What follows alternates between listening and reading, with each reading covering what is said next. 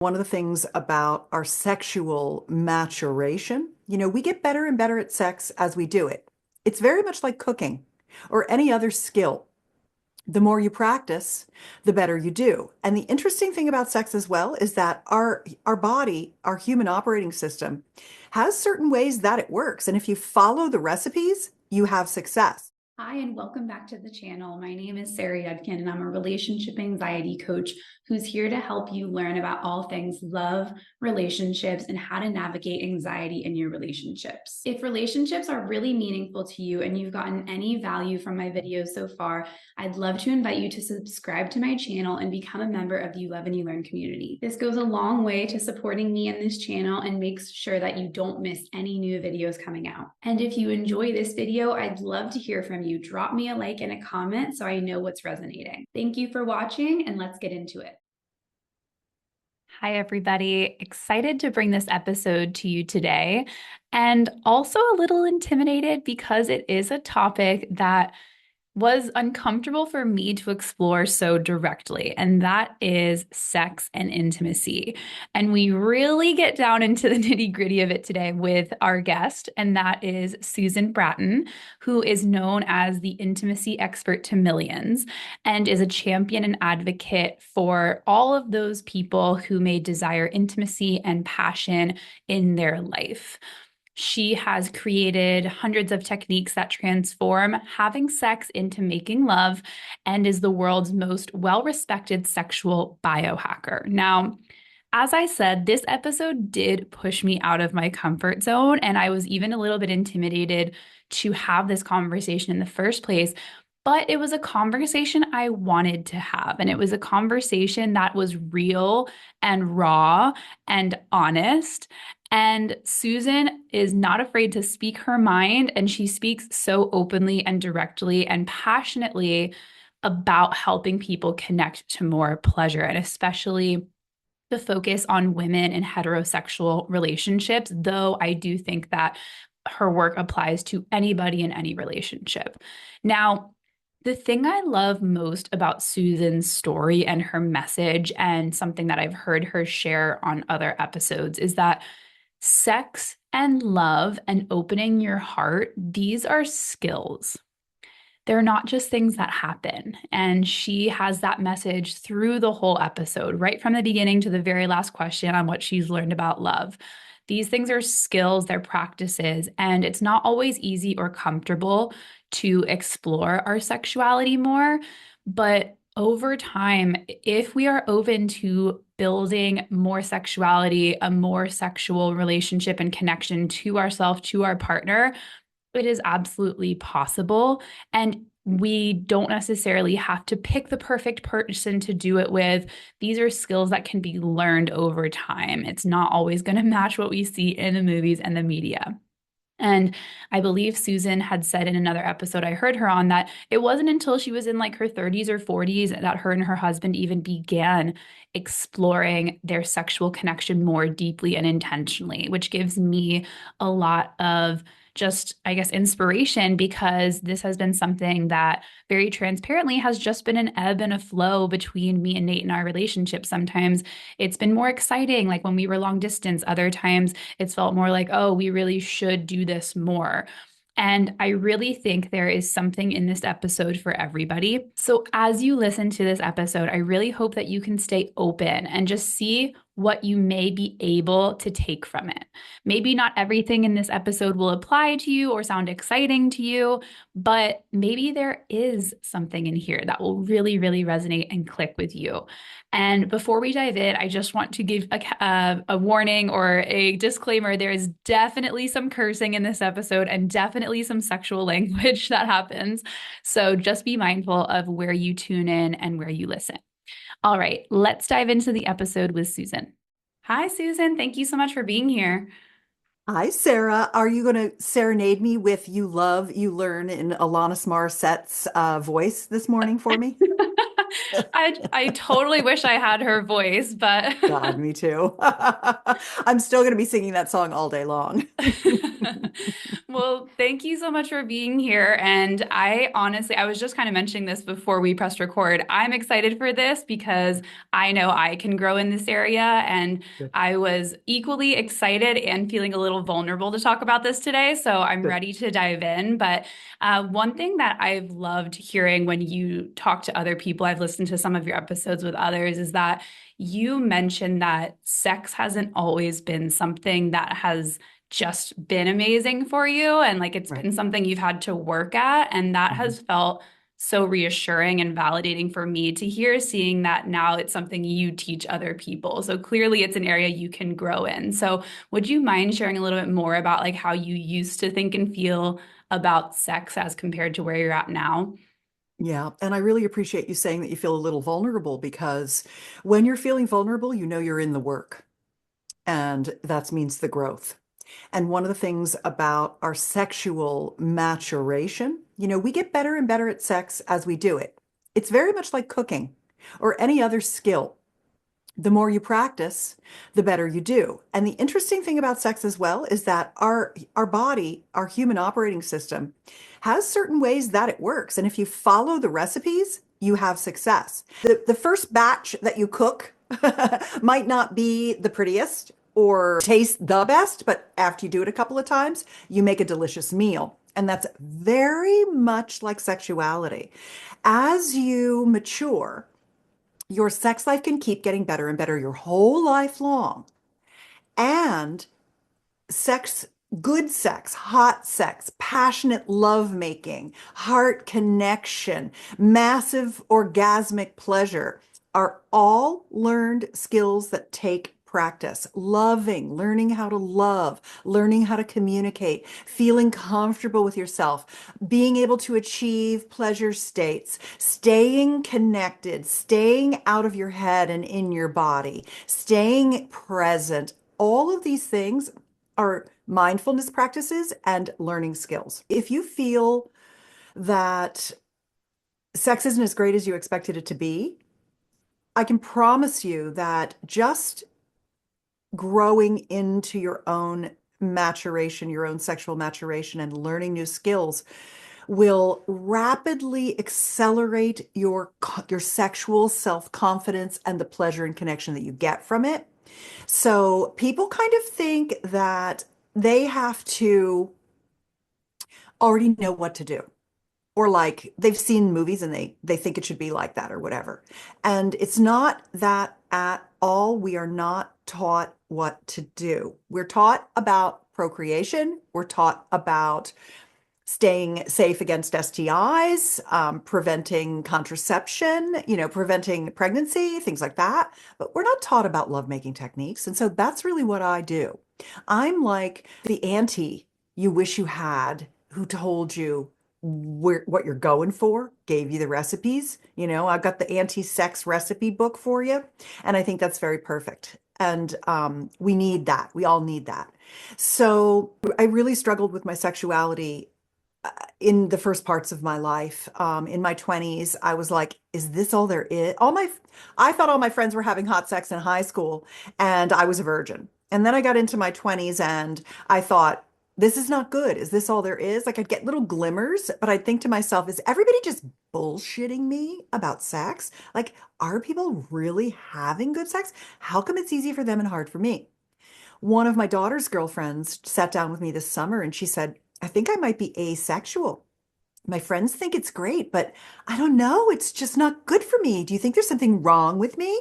And this is often what women do, especially. We think it's us and that everyone else is doing well and we're not.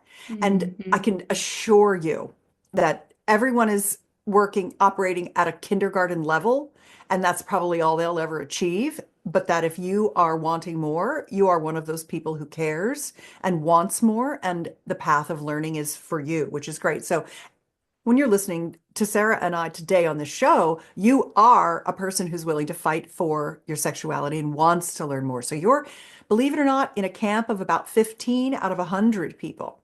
Most people, they just settle and they just go through the motions and they think that's all there is. And there's so much more.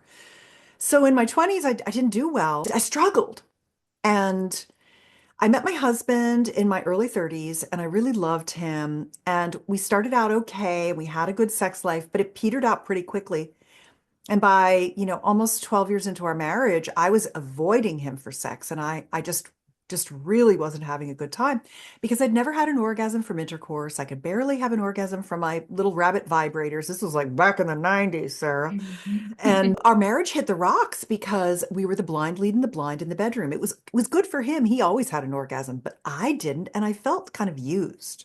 Mm. I wasn't happy. And he tried everything and we didn't know what to do. So what we ended up doing was we live in the San Francisco Bay Area and we ended up going to therapy, but we also ended up doing a lot of personal growth work at the same time. We also started being really honest with each other and telling each other the truth of our experiences so we could get in each other's worlds to solve the problem. And we also started going to into sex, love, and intimacy workshops. And that was honestly the honesty and the willingness to learn and try that were the two key things. We realized we didn't know anything. And so we just entered into the scene as beginners, as learners. And that helped get us on the same page where there was no blame because it wasn't like one person was great in bed and the other person was quote unquote shitty in bed or something. It wasn't like that. That's not true. If you don't have a good sex life with your partner, it's equally both of your responsibility and it's nobody's fault. You have to just figure it out. And I'm going to tell you how, so don't worry.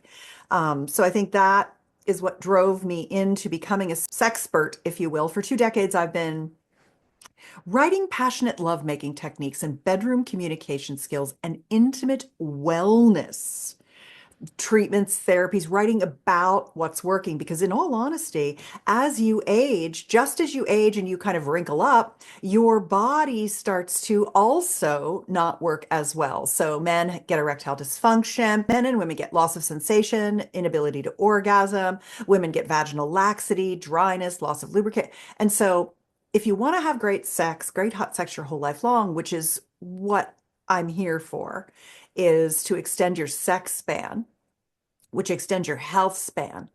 Because the people at the end of their life who keep their intimacy really good and take care of their genitals using things like regenerative therapies, like, stem cells are the latest thing that I've been playing with, and vacuum erection devices like penis pumps and vulva pumps and Gainswave, shockwave therapy treatments and things like that, estrogen replacement, nitric oxide boosters, all of these things can keep the equipment working. So you can have intimacy that just gets off the charts wonderful, massively orgasmic, super heart saturated, ecstatic bliss, comfort around your body, heart that just is so full of love that you can't even believe how good you feel all day long and how much awe you feel about being alive. That's what we're going for here, and that's what's possible for everyone because that's how our systems work. So it was really me over the last 20 years just kind of having experimentation and then writing up what worked and finding that people could really follow my instructions very well. For some reason, I'm very good at like breaking everything down into step by steps so people can have the 20 kinds of orgasms that are possible and speak with complete confidence in the bedroom and not worry about how they look or feel any body shame and just enjoy themselves and things like that. So powerful. And there were two words that like jumped out at me as you Tell were me. talking, settle and responsibility. Because what I Mhm. used to tell myself was if I was settling, it was because I was choosing the wrong partner, for example. Like, first of Mhm. all, my fiance is amazing and we can have Good. open communication. I think there's always more we can grow in that area. But like, I had an amazing guy.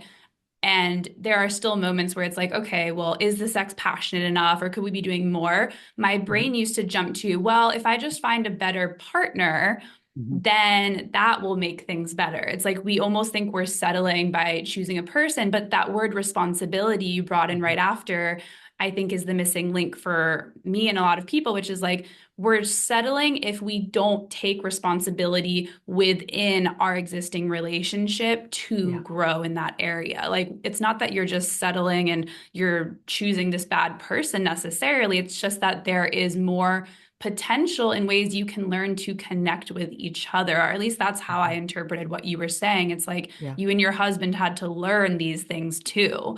Yeah. So I think that's really inspiring, at least for me to hear, because it means that at any point you can start taking those steps towards more fulfilling sex. Yeah. Just presume you don't know shit and you got to learn it, but it's going to be fun. And there's nothing wrong with you or your partner. And even if it's bad right now, you can have not only one, but multiple sexual renaissance in your relationship. Your sex life goes up and down with your health and your stress and things like that too. So don't expect that it's going to be this like direct linear climb up the mountain to, ecstasy. You're going to take two steps forward, one step back sometimes. That's how everything is. Sex is like everything else, it's just, that's just the way it is. And so I really like that reflection. Thank you for keying in on those words. That was a really nice point you put on what I said. Yeah, you're welcome. And how do you like snap out of those expectations, or how do you teach people to snap out of those expectations of the movies? Because I know sometimes Yeah, I'll think like, oh, it's taking too long for my body to right. warm up, or like, Hmm. you see those sex scenes where it's like they just are jumping on each other and they Hmm. slide their pants off, and it's like 2 minutes later, everything's perfect. So how do Yeah. we stop comparing that picture perfect, or like, oh my gosh, everyone else must be doing it this way, to what Mhm. we need to actually work on within our own sexual relationship?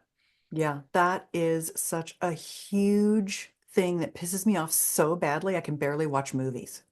My Mm. husband laughs at me because he's like, oh God, they're going to have sex and she's going to get pissed off now. And that's because everything is done through a patriarchal lens Mm. that disenfranchises women from the get-go. What does a guy want to do? He wants to get a hard on and he wants to stick it in our vagina. That's what he Mm. wants to do. And all the porn he watches, that's what the women want, right? So it's like, oh, baby, oh, tell me, oh, like everything is so. Time magazine had a year or two ago, they had an article on a clinical study that was a researcher took something like 360 random samples of pornography and graded them on whether or not they were degrading to women. Mm. And 96% of the random samples showed acts of degradation toward women. And this is Mm. what our men are watching, and they're watching it. This is what they Mm. masturbate to. They're driven to masturbate and they like to masturbate to visual things. It's how their operating system works. And so the problem is they watch those movies with us, they watch that porn, and then they think that's what it is. And so what's worse, it's literally worse because of media now than it would be if our guys didn't see those things and we just had to find our way together in the dark. The Mm. dark would be better than the light of the screens.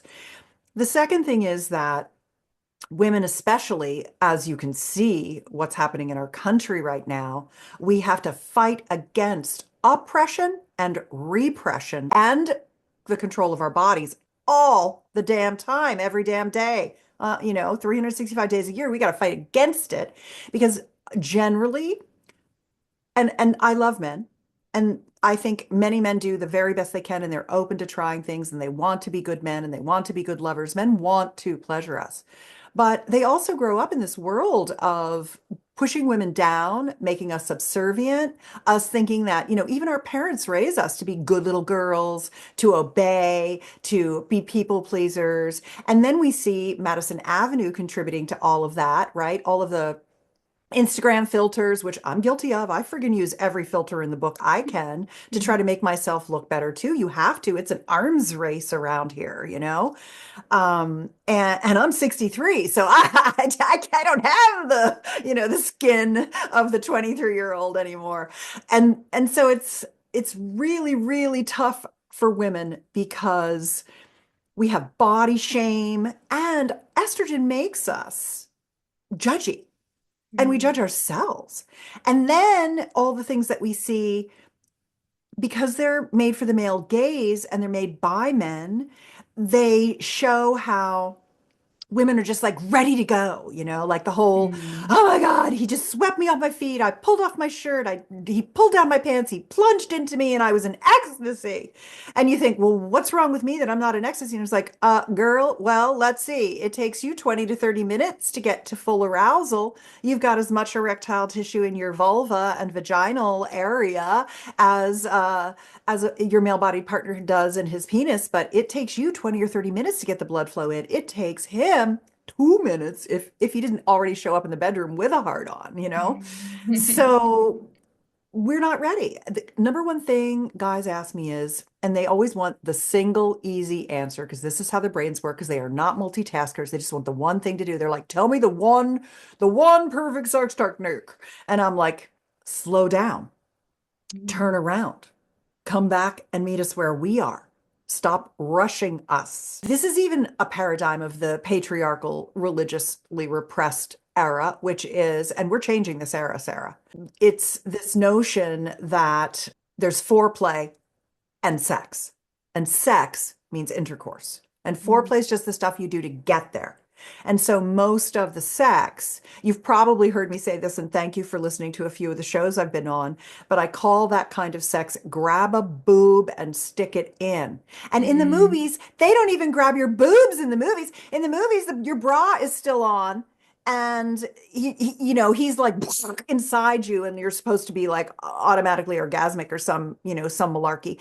And what's interesting is that your lips, your breasts and nipples, and your clitoral, urethral, and perineal structures, which are the three spongy tissue structures that surround your vaginal area that need to get engorged before you can have orgasms from intercourse, those three areas of your body and then your brain, they're a lock system.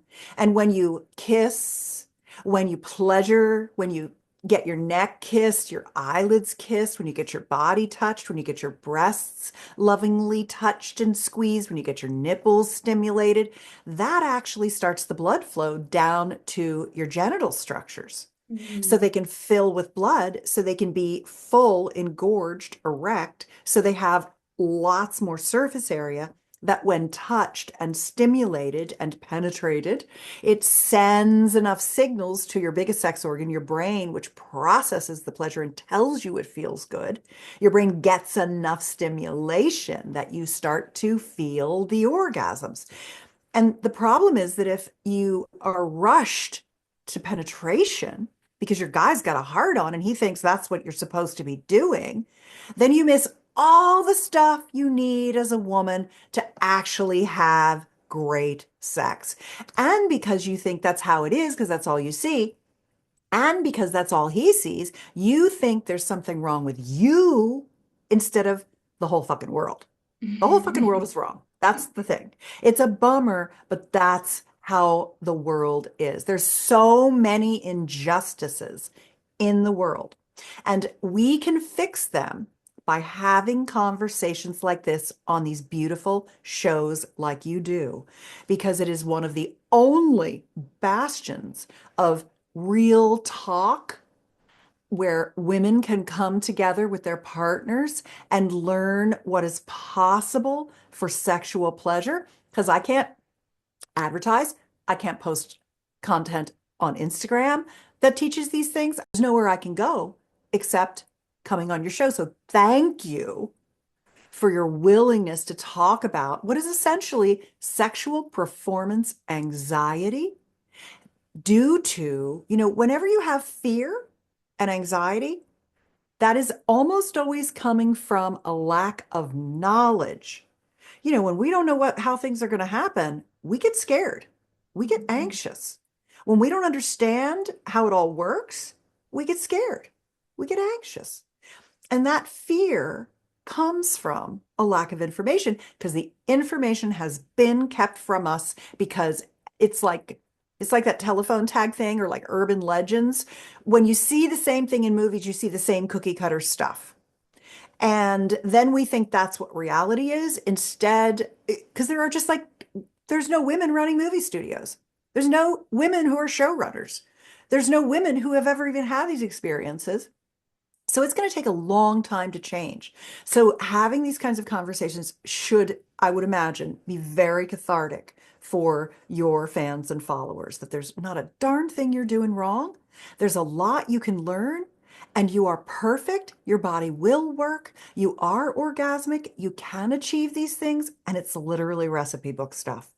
Yeah, absolutely. I'm excited to dive into that shortly. But as you were talking, Yeah, I was just laughing to myself. Like, yeah, imagine if in a fiction book or in a romantic comedy, like they were like, and then they spent like 30 minutes, warming up. It's just like, like they don't have time in the story to tell the whole real life of like what's yes, going on. Or they yeah, don't usually show like the couple, sitting on the couch catching up about their day. Like, that's not what's yeah, in those books or movies because yeah. it's not pulling out this like huge It's amount not of titillating. emotion, Yeah. So I just think like it also makes sense that like some of it isn't accurate, but that's why I'm glad we're going to talk about next, like how to have a more accurate experience and like what Yeah. those next steps are. So if someone's listening to this, or even for my own sake, if we're kind of like, okay, I definitely know I need to slow down and I know I need to take a new, fresh perspective into the Mhm. bedroom with me and my partner, what Mhm. are like some of the basic first steps? Like, is it exploring your own body? Is it starting to talk to your partner? Like, what is the very first thing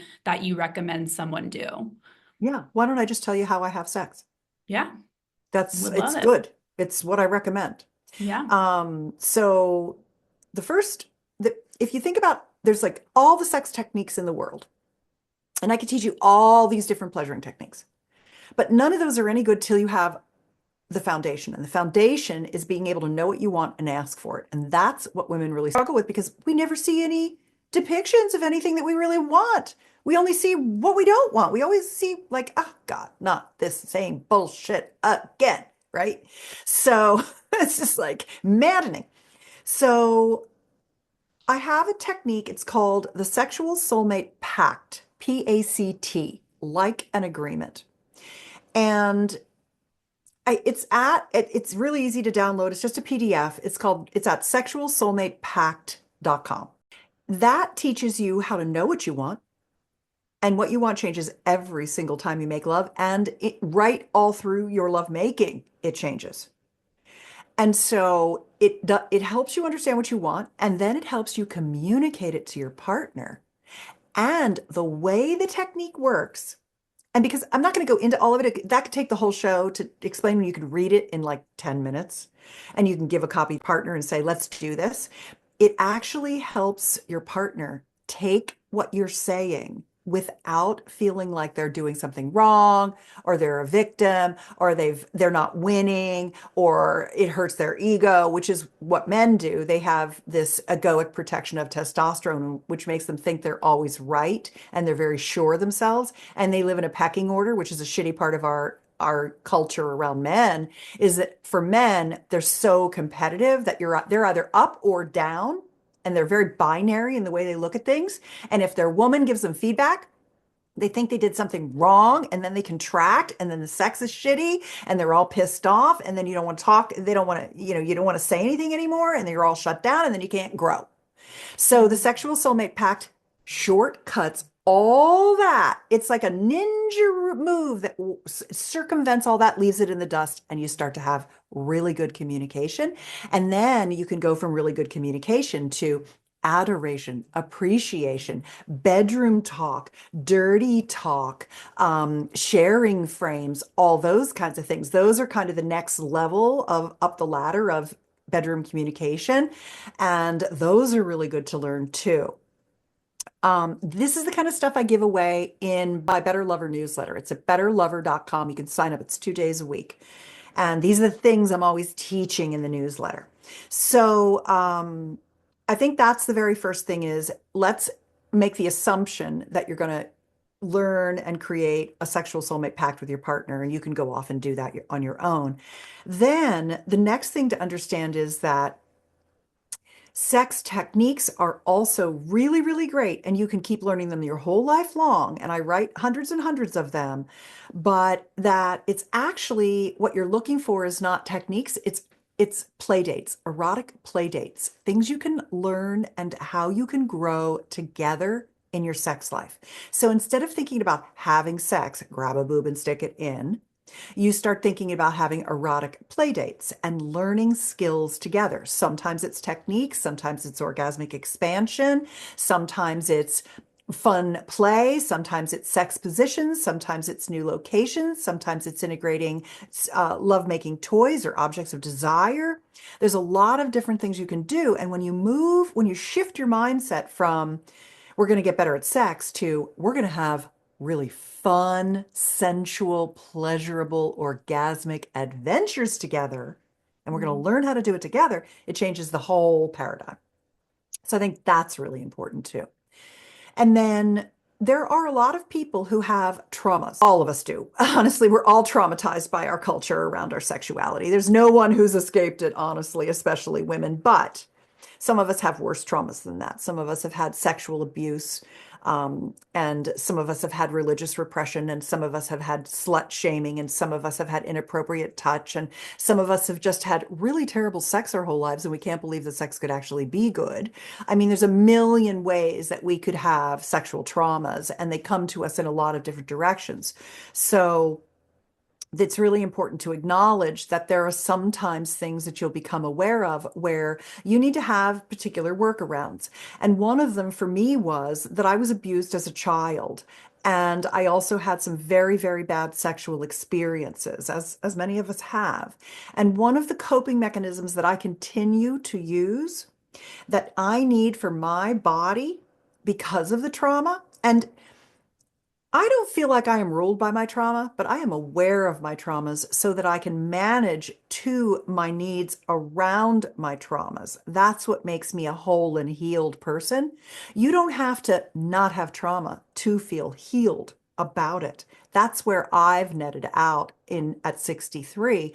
And one of these things I discovered really only a couple of years ago that I noticed that every time I started to have intercourse with my husband of 33 years, who has been having sex with me and working so hard at it consistently for 33 years. He's a fantastic partner.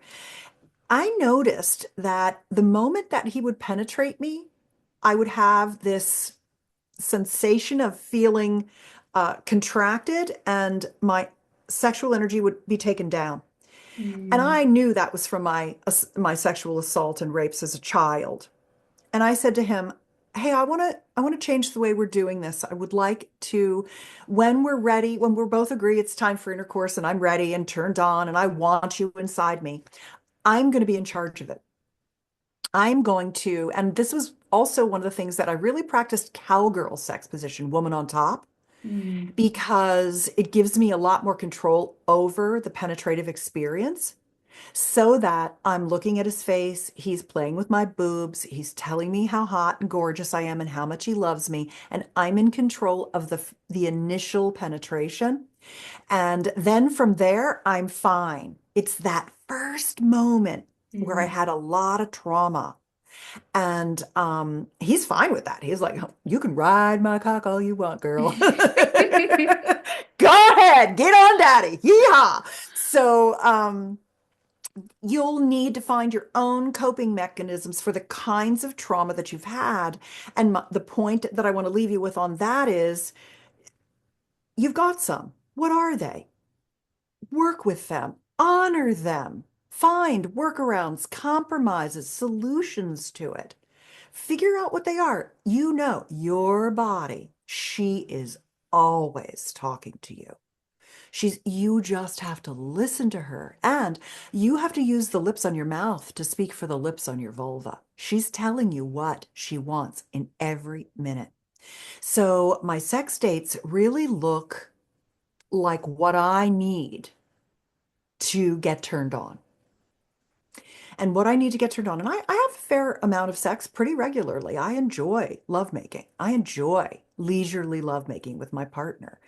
And we almost always start with lying down in bed together, or we come home and get a glass of wine, and I put my feet on his lap on the sofa, and he rubs my feet while we talk about our day or where we've been or what have you. We connect, we Mhm. speak, we talk, and then he holds me.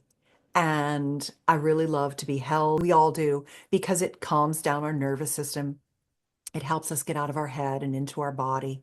One of the techniques that I also teach is called the soulmate embrace. And it's how to hold a woman so she can get out of her head and into her body and calm her nervous system down. It's at soulmateembrace.com. And that's Mm-hmm. another really nice kind of what you might call in the old paradigm a pre-foreplay technique. To me, that's just the beginning of great sex, Mm-hmm. intimacy, lovemaking. And then Tim and I pretty much start with a yoni massage. I really need that to calm down. I'm balls to the wall 98% of the time, like I am just like on it. I run two companies. I'm hitting some success now, Sarah. I'm busy. I'm doing a lot right now, speaking from the stage, doing interviews, writing books, producing a movie, like Jiminy Crickets. I got shit going on. So I need my man to like grab me up and calm me down. And one of the things I love about my husband, one of the reasons I married my husband, because I'd had all that trauma as a child, and like I was beat, I was abused, everything happened to me as a kid. And one of the reasons that I married my husband is that he's unbelievably pacific. He's never yelled at me once in 33 years. And as you can tell, I'm a handful. He is so calm and so kinesthetic and so reassuring and so grounding for me. He's one of my like coping mechanisms in the universe for all the trauma that I've had. And so when he holds me and he allows me to get into my body and allows my fluids to run. So you'll notice yourself tearing a little, your mouth will start watering, your breasts will kind of relax. If you've ever had a child, you know what it's like when you pick your baby up and you begin to breastfeed, you can feel the milk kind of running down in your breasts. It's a letdown. They call it the letdown. And you have a letdown when you're trying to make love and you're trying to do it well because the female arousal cycle for most women, there are some women who want pain, violence, submission, domination. They like the pathway of the pain versus the pleasure. Mm-hmm. But most women need the pleasure and the calm to begin to climb their arousal ladder. That's the kind of level set of arousal is that you can't get turned on till you calm down. And Mm-hmm. so for a lot of guys, what their orientation is I've got to push her buttons and spin her knobs and get her turned on. Like that's what they think their job is. And that's not their job. Your body knows how to turn on. It's a natural pathway. But what it needs is to be honored, revered, worshiped, held, calmed, protected, and made secure. And then when the alarm bells stop ringing, you can settle and heart connect with your partner. And that's generally what women are not getting enough of, that we need to really get turned on and have those great orgasms. So, being held, breast play, full body touch, petting your hair, kissing your neck, kissing your eye, all these things, squeezing your butt, squeezing your boobs, tickling your nipples, brushing the mons, brushing the vulva with your hands, all of these things are what start to get you turned on. But I always start with yoni massage with my husband. I butterfly my legs open, put pillows underneath them, lie down, have my pillow behind my head. He sits perpendicular to me, kind of over me. He sits on a meditation pillow and over me, and he gives me a yoni massage with warm oil. He rubs everything on me. And I really like CBD and essential oil based pleasure oils. If you Mm-hmm. go to pleasureprotocol.com, it sends you to some of my favorite options for yoni massage oils because CBD is a healing, it's like a pleasure healing pathway, your endocannabinoid receptors. That's why a lot of women, especially women with anxiety, really like a little cannabis. And I definitely do. I'll take a little puff off my vaporodesiac, and Mm-hmm. that really helps me settle into my body and feel into myself. And I think generally, it's for most people, cannabis is better than alcohol for lovemaking. Um, Mm-hmm. the vaporodesiacs, everybody's like, "What's the aphrodisiac. That's at lustybundle.com. So if you're looking for like, what's that? That's libido botanicals, a little THC, a little CBD, that kind of thing. It's a really nice mellow blend, Damiana, things like that in it. That's really nice too to kind of calm everything down. And then he just gives me a fantastic yoni massage. And sometimes still, to this day, Sarah, I have to say to myself, I'm like, oh God, it's taking me forever to get really turned on. And then I'm like, girl, he's not in any hurry. You see him there? He's happy playing with your yoni. He's Mm, gonna be so happy. He just loves to be with you. Stop putting pressure on yourself. It's gonna happen. And then I get back into my body, focus on the mm, pleasure, and then I'm able to get turned on. And then all of a sudden I'm like, babe, you know what I want to do now? And sometimes it's like oral, sometimes it's, love making, intercourse, things like that. Sometimes it's new positions, sometimes it's whatever. Yeah, I can go from there. And I think that is not what's nice to have, it's what you have to have. You have to mm, have it. Like you're never going to have good sex if you don't put in upfront time to get yourself engorged, get your clit popping. You have a little clit boner. You have a little mm, erectile tissue in there. And mhm, until it starts to fill up with blood and get all plumpy, you're just never going to get to the orgasms that your body is literally knows exactly how to do once it gets the right stimulation. mm, So those are some of my like examples of things that I think should be in every couple's repertoire. And then he learns how to slow down. And then he learns he can get hard, go soft, get hard, go soft, and be ready when you want to be penetrated or what have you, or when you want to go down on him or what have you. I never push myself to do things I don't want to do. And here's another non-negotiable that I have that I think is also helpful. And that is that if I'm doing something, like let's just say my husband's making love to me, and all of a sudden it's like, it's not feeling great for me. I stop him. I mm, do not owe him an ejaculation. That dude masturbates all the time. He can ejaculate anytime he wants to. I don't worry mm, about that, nor does he. He's moved through that old paradigm of sex is for intercourse and it's my time to ejaculate, because that's what got us into trouble in the first place, where we almost got divorced, which was I was giving him sex and he was ejaculating inside me because I felt guilty and responsible for giving him that. And then I didn't want to have sex with him anymore. That's mercy sex. And those mercy sex is a sexless relationship brick factory. Every single time you are penetrated and you don't want to, you don't feel it, you go on longer than you want to, your yoni shoots a brick out and stacks it on the mm, wall of your future sexless life. And so you don't want to build that wall. You don't want yoni to be a brick manufacturer. You want yoni to be an orgasm manufacturer. And so the mm, minute you need a break, you say, hey, can we take a break? Maybe I'll feel like going back at it. Maybe I won't. And when your partner realizes, okay, I actually get way more fabulous intercourse when I just go with what her body needs in every moment. And if I don't ejaculate, I'll just masturbate. It's no big deal. mm, And that's the other thing you have to do is you really have to support your male body partner's masturbation habits. They need it.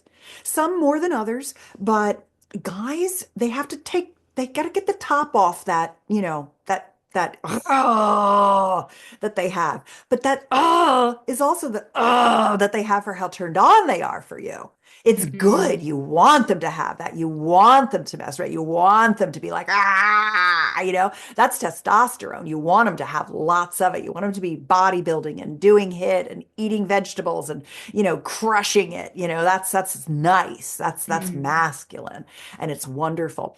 You want to do it yourself too. You want to build muscle. You want to be, you want to go for, you are allowed to be as masculine as you want to be and as feminine as you want to be. And you can flip back and forth every second of the day. You just be who you are in all things and own your sovereignty and your safety in everything, including sex, and you will feel so much more empowered and sexually vital because now you're like, I'm not doing this because I think I should. I'm doing this because I want to, because it's empowering to me. mm. Yeah, so much goodness in that. And for my own journey, I feel like there's been ebbs and flows where like we are invested in kind of working on sex and our connection, and other times where it feels like there's just too much going on or it's too Yep. tiring. But this is kind of reminding me that like it is just about those gradual steps and moving toward, growth in little ways. And I'm curious what you would Yeah. recommend, like if someone feels intimidated, or even just trying some of these new things just feels uncomfortable and vulnerable and like a lot. And maybe even like the yoni massage, for example, like Yeah. I can imagine that being such a great addition to my sexual routine, but like, how do you get more comfortable with the uncomfortable when it comes to sex? Yeah, well, starting with the sexual soulmate pact is going to make it a lot more comfortable because you're going to feel more comfortable communicating everything. Okay. And I'll tell you another thing that's really fun is the Lusty Bundle, the little vapordisiacs and the sex bites and the gummies and things that I put together with my friends at Nude. You try those in different ways at different times, and it actually gets you talking. What's Mm, really good about trying new things is it really gets you talking. And the other thing that I really like are I'm holding these up for those of you listening to the podcast. I'm holding up two sex tools that I really love for yoni massage. I like I like manual massage, but I also like to use these tools. One of them is called the Queen. The other one is called, it has the stupidest name in the world. It's called Vibe. Like you'll mm, never find in a million years. So I put the links at drivedesire.com. The Queen uses this. It's a handheld vulva and clitoral massager that your partner can hold in his hand and kind of rub all over all that erectile tissue. And it feels incredible. And you're going to have a bunch of orgasms, which is going to really help you. If you're not having orgasms from intercourse, it's going to plump up all that tissue, start you into your orgasmic zone of pleasure. And then when you are being penetrated, you already have had a number of orgasms. It's going to be easier to keep trying to get them during intercourse. mm, They're a learned skill, very easy to learn. If you haven't had one yet, you will. It's just something you've got to help your body get to. And then the little vibe one is for highly sensitive people, which I am an HSP. And one of the things I like about this vibe is one, it's a lay on, so you can kind of grind on it, and grinding versus sliding are two different ways that you can have orgasms. And it's also super quiet. So if you have kids in your house and you don't want them to hear like the brrr, or anything like that, this literally, if I had this on full blast, you could not hear this if I held it up to the microphone. It's mm. so quiet. If you're very sensitive and you don't like a strong vibration, it's also got really low settings. So drivedesire.com, get one or the other of these, add that to your yoni massage repertoire. It will help you engorge more easily, more quickly. It'll feel really good. It'll get that orgasm pump primed and you'll start coming really well. And I think this is a good place to start. And the last thing that I would say is that I put together a list of four, and I dropped so many links, I'm sorry. But the thing is that I like to cover a vast amount of ground and cover things and then drop things so that you are like, okay, that's what I want to do. Oh, that's what I want to do. Oh, Mhm. I need that communication technique. I need that toy. I need that vapor DJ, whatever it is, And you'll find out what you need because different people are coming into their sexuality from different places. So I try to Mhm. provide a lot of resources. And one of my favorites is the Sex Life Bucket List. And Mm. that is a PDF that you can download and you can print it out at home, make two copies, and then it comes with a little 40-minute video where I walk you through my 48 erotic playdate ideas and you mark them A, B, or C. Have you heard me talk about this before? I think I've heard you introduce it, but I'd love to hear you share it with any listeners. Yeah. I think this is really good because you mark, as I walk you through the play dates and describe them, and none of them are weird. There's not going to be like, oh, we're going to do golden showers, like no weirdo stuff. It's like your basic male, female, heterosexual couple, normal things you'd want to know and learn. You're like, it's like your auntie, but sexy auntie. Mhm. And I walk you through them and you mark them A, B, or C. A is, ooh, this is definitely going on my bucket list. I want to activate my G spot or whatever. B is, it's not for me, but if you want to do it, I would totally do it. Like he's going to want to put lingerie photo shoot or lingerie video, Mhm. down on that. And you're going to be like, all right, I will put on my slutty shoes and my lingerie for you and you can take some pictures. And then C's are, it's not for me right now. Never say never because you're going to start really maturing quickly as you do these things we've been talking about.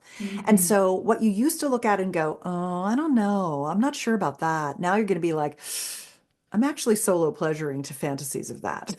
It's just Mhm. so funny how that works. So, I think the sex life bucket list is a really good beginning for couples. The sexual soulmate pact, the soulmate embrace, and the sex life bucket list. And all three of those are just free things I created. It will really help you get started down the journey of your sexual growth and exploration. And when you merge your A lists and you've got like 6 or 7 or 20 things on there, then you can be like, well, this Thursday, what do you want to do? Well, I bought the queen and I'm going to give you a yoni massage. How would that be? That sounds great, right? Yes, I love it. I love how it's just experimental because for me, I think sometimes I have gotten into that unhelpful belief of like, okay, well, this is just, what it is, or this is kind of like the sometimes it's good, sometimes it's okay, and like just leading into that. But after this conversation, I'm definitely feeling inspired to use some of those resources you're sharing and Good. explore that a bit more. So thank you so Good. I want much. to hear what's on your bucket list, so you got to email me. Yeah. I always love to hear what's on everybody's bucket list. I get all these emails from people with what's on their bucket list. It's so much fun for me. I really appreciate that. That's amazing. Well, before you wrap up Yeah. and you share where people can get more of your Mm, work and into your world, final question I ask all my guests because this is the You Love and You Learn podcast. What is mm. one thing you have learned about love that you would want to leave listeners with? Oh yeah, the biggest thing I've ever learned about love. I've been very lucky to have a lot of mentors in my life. I like being mentored. I'm a good mentee. And I've sought out incredible people. And one of them was, and she's passed now, Dr. Deborah Anapol. She wrote a book called The Seven Natural Laws of Love. Mm, And one of the laws really, really struck me. And that is because so many people feel like they're not loved enough or they're unlovable. They have a core wound around not being lovable. And one of the things that, and because I'd had a lot of trauma as a child and a very insecurely attached childhood, I had a hard time trusting and loving. It took me a long time to fully love my husband in my marriage. I had a closed heart. And what Deborah taught me was your heart is a muscle and a door. When you open the door to love, sometimes that love will go away and that door will shut. And then when it shuts, it slams and it hurts really badly. But you can open it again and love again. That's how it works. But what's also interesting is that, and this was me, when I opened my heart muscle, it was like a crack, like cold air could barely get through that crack. I did not love well. And I've now flung that door wide open and it is just open. And I love all the time and I love everybody and I'm full of love and I'm practicing love and I'm in love and I feel beloved. And it's a muscle. The door hinge works better and better over time. The more you love, the better you get at it. I have a lot of mhm, men who come to me and they email me and they say, or slide into my DMs and they say, I don't feel, I feel so unloved.